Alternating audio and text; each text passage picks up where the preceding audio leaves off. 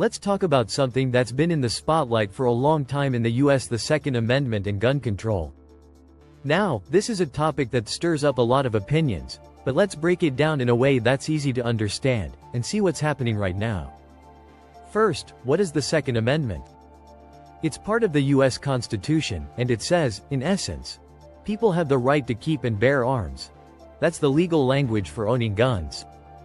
For many people, this is a fundamental part of their rights as Americans, and it's something they strongly believe in, as it's tied to personal freedom and self-defense. Now, the issue gets tricky when we start talking about gun control laws.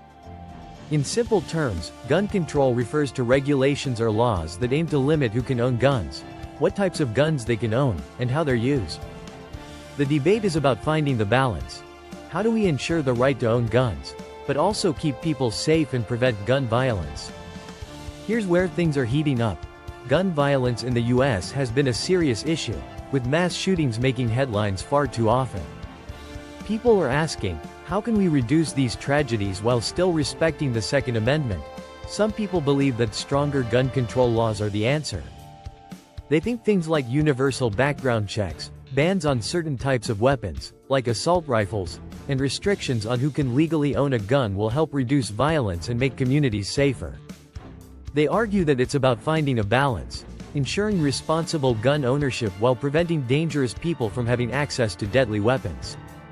On the other hand, gun rights advocates argue that the Second Amendment guarantees an individual's right to own and carry weapons without excessive restrictions. They believe that laws that are too strict can infringe on their personal freedom and the ability to defend themselves, especially in situations where law enforcement might not be immediately available. Now, in recent years, we've seen some big debates and even court rulings about this issue. In some states, like California or New York, there are stricter gun control laws, while states like Texas or Florida have passed more permissive laws, allowing easier access to guns. The Supreme Court has also weighed in on the matter, ruling on cases that affect how gun laws are implemented across the country.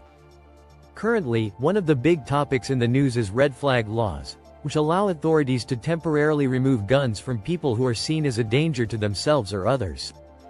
This has sparked debates about privacy and whether these laws go too far in limiting personal freedoms.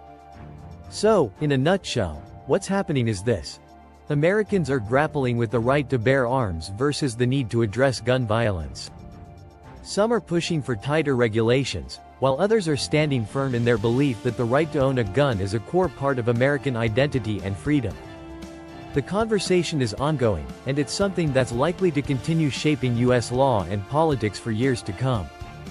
The question at the heart of it all is, how do we protect public safety while honoring a constitutional right?